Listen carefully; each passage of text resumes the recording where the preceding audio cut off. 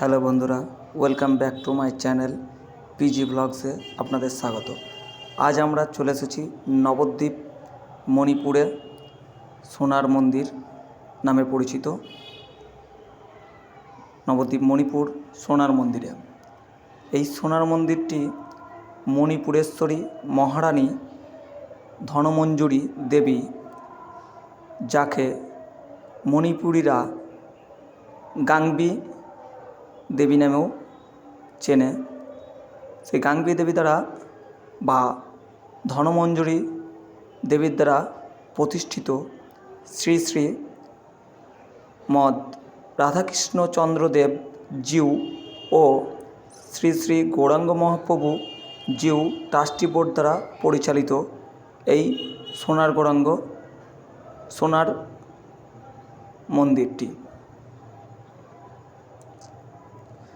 মণিপুর সোনার মন্দিরটি মণিপুরের রানীর দ্বারা প্রতিষ্ঠিত। এই মন্দিরটি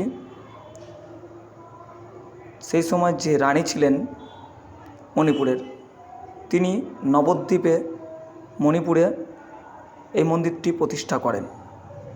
এই মণিপুরে রানীর মন্দির ছাড়াও রাজারও একটি মন্দির বা বসতি ছিল। মণিপুরের রাজা তার অবসর সময় কাটানোর জন্য এই নবদ্বীপের মণিপুরে বসবাস করতেন। বর্তমানে রাজারা হয়তো আসেন না, কিন্তু এই মন্দিরটি মণিপুরের বিভিন্ন সম্প্রদায়ের দ্বারা বা মণিপুরের রাজাদের দ্বারা পরিচালিত হয়।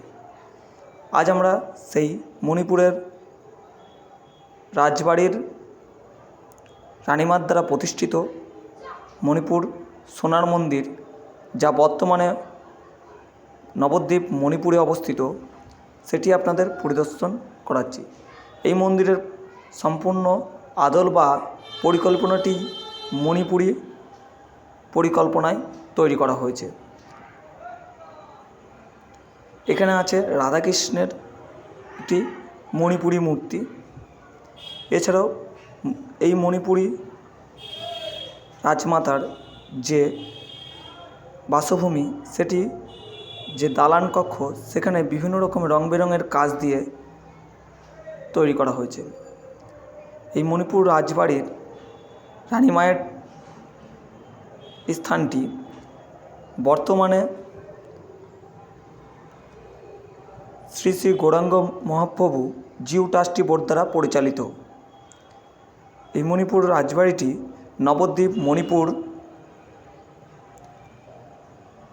সংলগ্ন এলাকায় অবস্থিত। বন্ধুরা, আরেকটা কথা অবশ্যই মনে রাখবেন, @PG Vlogs 111 চ্যানেলটি অবশ্যই সাবস্ক্রাইব করুন, লাইক করুন, শেয়ার করুন এবং কমেন্ট করুন, এবং অবশ্যই চ্যানেলটিকে শেয়ার করে আরও ছড়িয়ে দিন, যাতে আমি আরও ভালো ভালো ভিডিও আপনাদের উপহার দিতে পারি। ধন্যবাদ।